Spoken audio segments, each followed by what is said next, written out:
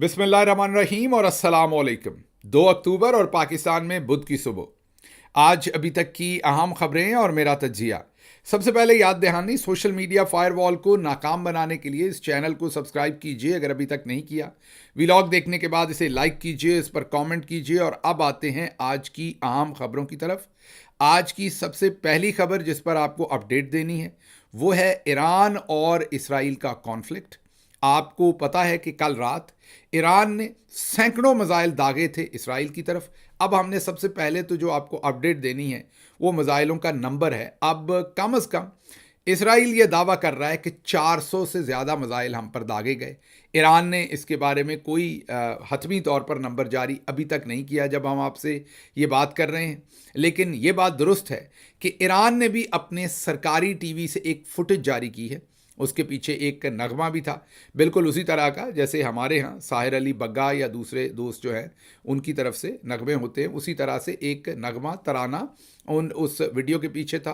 और उस वीडियो में देखा जा सकता है कि ईरान के मिसाइल जो हैं वो दागे गए और ईरान उसकी पूरी ओनरशिप ले रहा है और अपनी आवाम को बता रहा है कि वो किस कन्विक्शन के साथ ये मिसाइलों के साथ ये हमला इसराइल के ऊपर किया गया। दूसरी तरफ इसराइल जो है, जो हमेशा क्लेम करता है कि उन्हें कोई नुकसान नहीं हुआ, हस्बे तवक्को अभी तक उन्होंने कोई कन्फेशन नहीं किया कि उन्हें कितना नुकसान हुआ। आप सबको जो दूसरी अपडेट देनी है वो यही है कि इसराइल का जो डिफेंस है सबसे ज़्यादा वो उनका आयरन डोम सिस्टम है, जो मिसाइलों को हवा में ही इंटरसेप्ट करके तबाह कर देता है। ये शायद चंद सेकंड्स के अंदर ही वो जो भी मिसाइल इसराइल की तरफ आ रहा होता है, जो सेंसर्स हैं वो उसे सेंस करते हैं और फिर उनके डिफेंस सिस्टम को बताते हैं। डिफेंस सिस्टम जवाब में एक और मिसाइल दागता है और उस मिसाइल को या उस हमले को फ़ज़ा में ही इंटरसेप्ट किया जाता है और ऊपर हवा में ही उसे तबाह कर दिया जाता है ताकि उसका इफ़ेक्ट जो है वो ज़मीन पर ना आए, वो मिसाइल ज़मीन तक पहुँचे ही ना। तो अमूमी तौर पर हमने माजी में जो मिसाइल हमले देखे हैं उसमें ये सिस्टम खासा, मैं ये कहूँगा कि खासी एक्यूरेसी के साथ ये इंटरसेप्ट करता रहा है मिसाइलों को और इसराइल को काफ़ी हद तक महफूज रखा है।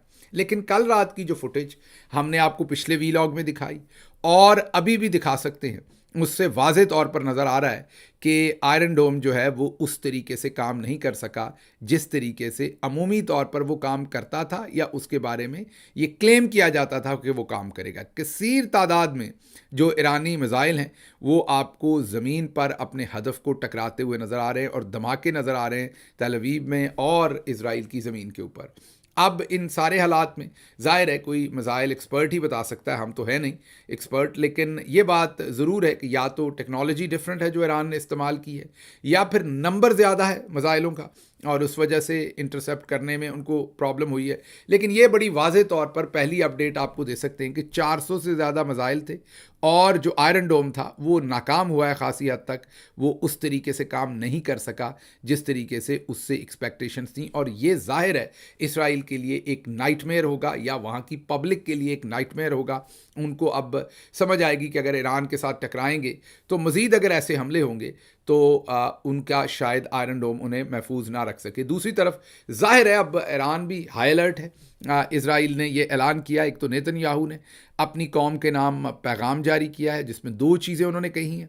एक तो उन्होंने कहा है कि हसन नसरुल्लाह और इस्माइल हानिया और तमाम उन्होंने क्रेडिट लिया है कि इन तमाम लोगों को हमने हटाया है, इनकी जानें हमने ली हैं और आपको महफूज करने के लिए ली हैं। अब आप 2 काम करें, एक तो जो भी हमारी वजारत जो है जो आपको किसी किस्म का भी ऐलान करे कि आपने बंकर्स में चले जाना है या आपने मोहतात रहना है, तो एक तो आपने उनकी वो बात सुननी है।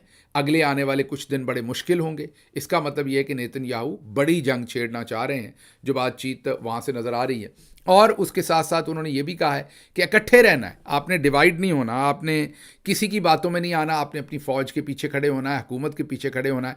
ये 2 पैगाम उन्होंने दिए हैं। उसके साथ ही जो यूनाइटेड किंगडम बरतानिया के वज़ीर आज़म हैं उन्होंने भी एक प्रेस कॉन्फ्रेंस की है डाउनिंग स्ट्रीट पर और वहाँ से उन्होंने इसराइल की गैर मशरूत सपोर्ट का ऐलान किया है और उन्होंने कहा है कि बरतानिया पूरी तरह से इसराइल के साथ खड़ा है। اسی طرح کا اعلان ظاہر ہے امریکہ کی طرف سے ہے. اسی طرح کا اعلان جو ہے وہ کینیڈا کی طرف سے بھی ہے. کینیڈا کے پرائم منسٹر نے بھی اسی طرح کا اعلان کیا.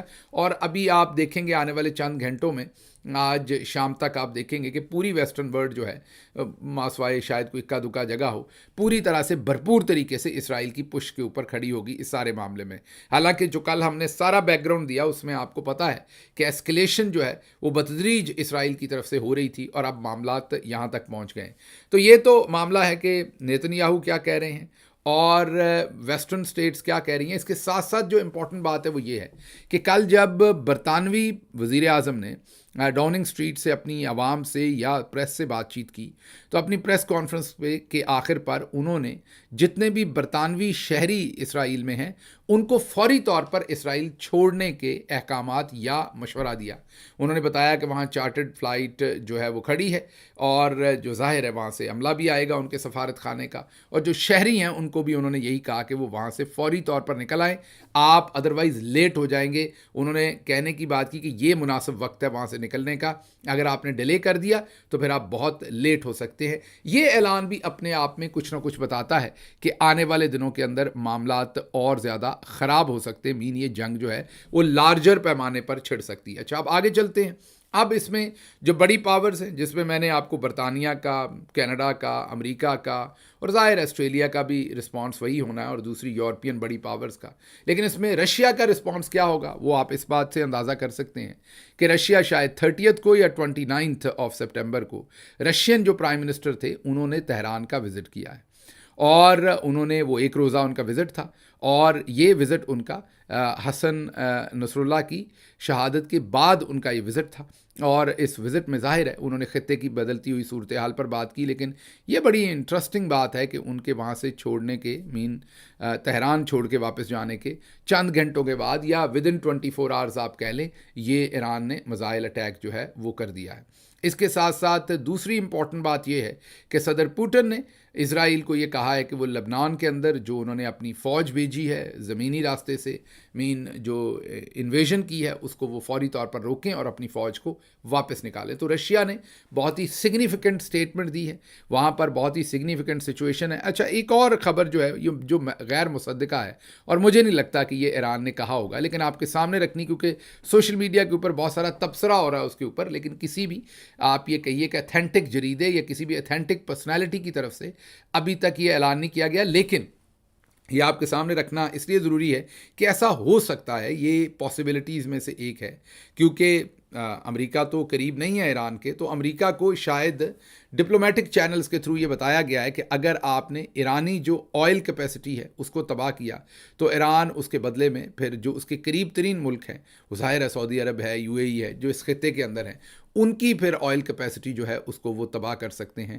اب مجھے لگتا نہیں کہ ایران ایسا کرے گا, وہ کیوں کسی مسلم ملک کی سرزمین کے اوپر ایک نئی جنگ چھیڑے گا اور اپنے لیے مسائل کھڑے کرے گا. لیکن بہرحال یہ بھی ون آف دا پاسبلٹی یا کانسپریسی تھیری یا ایک افواہ کے طور پر اس وقت ڈسکس ہو رہا ہے. دوبارہ میں ریپیٹ کروں کہ اس کی کوئی بھی اتھینٹک ابھی تک کہیں سے اس چیز کے اوپر بات چیت نہیں ہوئی. اب آتے ہیں ہم نے آپ کو بتا دیا ویسٹ کا بھی, رشیا کا بھی, مسلم ورلڈ سے ابھی تک کوئی خاص آواز نہیں اٹھی سوائے عمران خان کے ٹویٹ کے, جنہوں نے بہت ہی واضح موقف لیا. وہ آپ کے سامنے ابھی رکھتے ہیں ان کا ٹویٹ اور بتاتے ہیں کہ انہوں نے کیا موقف لیا. لیکن ویسے مسلم ورلڈ جو ہے وہ بنیادی طور پر اس ٹائم سائلنٹ موڈ پہ لگی ہوئی ہے. اور اب چلتے ہیں یمن کی طرف. یمن نے اعلان کیا ہے, بہرحال یمن میں بھی وہ جو ایک خاص خطہ ہے جس میں ایک فورس ہے محدود پیمانے پر, انہوں نے اعلان کیا ہے کہ انہوں نے اسرائیل کے کچھ ٹارگٹ جو ہیں وہ لاک کیے ہیں اور وہ بھی اسرائیل کو واپس ریٹیلیٹ کرنے کا پروگرام رکھتے ہیں. آپ کو پتہ ہے کہ یمن نے ابھی 1-2 دن پہلے ہی اسرائیل نے یمن کے اوپر حملہ کیا تھا اور ان کے کچھ جو ایسٹس تھے یا وہاں پر انسٹالمنٹس تھیں ان کو انسٹالیشنز تھیں, انسٹالمنٹ کہہ دیا معذرت, انسٹالیشنز تھیں, ان کو نشانہ وہاں پر بنایا. اچھا جی, آگے چلتے ہیں. آگے جو پاکستان کا رسپانس بھی اب آپ سوچ رہے ہوں گے کہ پاکستان کا رسپانس کیا آئے گا, تو پاکستان کے ٹیلی ویژنس پر بھی فلیش ہوا کہ ایران اسرائیل کانفلکٹ پر پاکستان کا اہم فیصلہ. تو میں گھبرا گیا کہ پاکستان کا کہیں جنگ شنگ پہ جانے کا پروگرام تو نہیں بن گیا ساتھ, یا پاکستان نے جنگ میں کودنے کا پروگرام تو نہیں بنا لیا. مجھے پریشانی یہ ہوئی, لیکن پھر وہی ہوا جو ہونا چاہیے تھا, جو ہمارے حساب کتاب ہے. اگلے لمحے جو خبر فلیش ہوئی وہ یہ ہوئی کہ پاکستانی ایئر ٹریفک کنٹرول نے پاکستان کو آنے والے جہازوں کو ایرانی سرزمین یا ایئر جو سپیس ہے اس کو استعمال کرنے سے روک دیا، خصوصاً PIA کو، اور اپنی طرف آنے والی تمام جو پروازیں ہیں ان کا بہت ہی باریک بینی سے ہم مشاہدہ کریں گے۔ یہ کیوں کریں گے ہم سمجھ نہیں، مطلب ایران نے اس طرف کو آ جانا ہے یا اسرائیل نے اس طرف کو آ جانا ہے؟ اسرائیل ہماری طرف کیوں آئے گا؟ ویسے بائی دی وے ہم تو پاکستان میں کسی کو اسرائیل کے خلاف نام نہیں لینے دیتے، کوئی فلسطین کی بات کرے کٹ کے اس کا کچومر نکال دیتے ہیں، ہم اس کو پھینٹا لگاتے ہیں۔ تو میرا نہیں خیال اسرائیل کا کوئی انٹرسٹ ہے، لیکن وہ اسٹیٹمنٹ بڑی انٹرسٹنگ تھی کہ پاکستان نے اہم فیصلہ کر لیا ہے، فضائی حدود میں کوئی بھی طیارہ اس طرف کو آئے گا تو اس کی کڑی نگرانی کی جائے گی۔ تو میں نے کہا چلیں کوئی نہ کوئی اعلان تو کیا ہے۔ بہرحال اگر ہم ساحر علی بگا صاحب فارغ ہوں تو اگر بھیج دیں ہم ان کو ایران، چلے ہم جنگ میں تو نہیں جا سکتے، اسلحہ نہیں دے سکتے، بڑی جنگ ہے، اس میں کودنا بھی نہیں چاہیے، چلیں مان لیا، لیکن ساحر علی بگا اگر چلے جائیں کو چند نغمے وہاں پر گا دیں، ترانے گا دیں، تو اس میں تو کوئی برائی نہیں ہے۔ ایرانی فوج قوم ذرا تھوڑی گرم ہو جائے گی اور ہو سکتا ہے وہ افیکٹو طریقے سے یہ جنگ لڑ سکے۔ اچھا جی، عمران خان صاحب کا ٹویٹ آیا ہے اسی سلسلے میں، اگر آپ ان کا ٹویٹ ہم سکرین پر رکھتے ہیں وہ دیکھ لیجئے۔ انہوں نے 2-3 چیزیں واضح کی ہیں۔ انہوں نے ایک تو اللہ کا فرمان آپ کو بتایا ہے، اور اس کے بعد انہوں نے اسماعیل ہانیہ اور اس کے ساتھ ساتھ انہوں نے حسن نصر اللہ کو شہید قرار دیا ہے، اور کہا ہے کہ انہوں نے اپنے وطن کے لیے، اپنی زمین کے لیے قربانی دی ہے اور جام شہادت نوش کیا ہے۔ اس کے بعد عمران خان نے اپنے ریزولو کا اعادہ کیا ہے۔ انہوں نے کہا ہے کہ میں ٹیپو سلطان کی موت لینا چاہوں گا، اور میں بزدلی کی زندگی سے ٹیپو سلطان کی جو زندگی ہے یا ٹیپو سلطان کی جو شہادت ہے وہ اس کی اپنے اللہ سے دعا کرتا ہوں۔ انہوں نے کہا اسی لیے میں کھڑا ہوں اور میں سرنڈر نہیں کروں گا۔ اور اس کے ساتھ ہی انہوں نے پاکستانی عوام کو یہ یاد کروایا ہے کہ یہ جو اگلے 2 تاریخ جو آج ہے، اور اس کے ساتھ ساتھ جو 4 تاریخ اس کا جو احتجاج ہے، یہ پاکستان کے لیے کرٹیکل ہے۔ آپ کو نکلنا ہوگا، جیسے میں قربانی دے رہا ہوں جیل میں رہ کے، میری بیوی دے رہی ہے، اب آپ کو بھی سوچنا ہوگا اپنی ذاتیات سے اٹھ کے۔ اگر آپ سوچتے رہے کہ میں نے قربانی نہیں دینی تو پھر پاکستان کا اللہ ہی حافظ ہے۔ اگر آپ پاکستان کو انتشار سے، پاکستان کو مصیبتوں سے بچانا چاہتے ہیں تو پھر باہر نکلیں ان 2 دن، یہ کرٹیکل ہے۔ اگر آپ نہ نکلے تو پھر آپ کا جو بھی ہوگا اس کے بعد آپ گلہ کرنے والے نہیں ہوں گے۔ تو عمران خان نے یہ کرٹیکل ٹائم کی ایک کال دی ہے سب کو اور ریکویسٹ کیا کہ نکلیں۔ آج 2 تاریخ کو یہ آج سارے دن میں احتجاج ہوگا۔ آپ کو پتہ ہے کہ احتجاج 3 شہروں میں ہوگا، ایک تو فیصل آباد میں ہوگا، اور دوسرا میاں والی میں ہوگا، اور تیسرا بہاولپور میں ہوگا۔ آپ کو انشاءاللہ نظر آ جائے گا کہ بھرپور احتجاج ہوگا یہاں بھی۔ اور اسلام آباد جو ہے وہ اب اگلا اصل ہدف ہے جس کے لیے پوری قوم کو تیاری کرنی چاہیے۔ اور اب میں آپ کو بتا دوں کہ کیوں یہ اصل ہدف ہے۔ دیکھیے اگلے جو 8 دن ہیں، 7 سے 8 دن ہیں، یہ پاکستان کی تاریخ کے شاید one of the most critical days ہیں۔ اگر یہ 63A اور 2 تہائی اور یہ سب کچھ کر لیا گیا، اور اس کے بعد یہ بندر بانٹ کر کے یہ آئینی ترمیم کر لی گئی، تو اس کے بعد آپ ماشاء اللہ میں ہیں، اور کئی سال تک آپ اسی چنگل میں پھنس جائیں گے، اور عمران خان کبھی جیل سے باہر نہیں آ سکیں گے۔ آپ اسی غلامی کی زندگی میں گزاریں گے، اور پھر آپ پچھتائیں گے کہ کاش اس ٹائم ہم نکل آتے تو کچھ ہوتا۔ تو نکلنا، پرامن طریقے سے نکلنا، آئین کے اندر نکلنا آپ کا جمہوری فرض ہے، وہ آپ کو پورا کرنا چاہیے۔ بالکل آپ کو کوئی انتشار نہیں پھیلانا، آپ کو کسی قسم سے بھی قانون کو ہاتھ میں نہیں لینا۔ باہر نکلنا آپ کا آئین آپ کو آپ کا یہ رائٹ دیتا ہے کہ آپ باہر نکل کے پرامن طریقے سے اپنی آواز اٹھا سکیں۔ 4 تاریخ کو آپ نے ہر صورت اسلام آباد کے اندر پہنچنا ہے، یہ عمران خان کا آپ کو پیغام ہے۔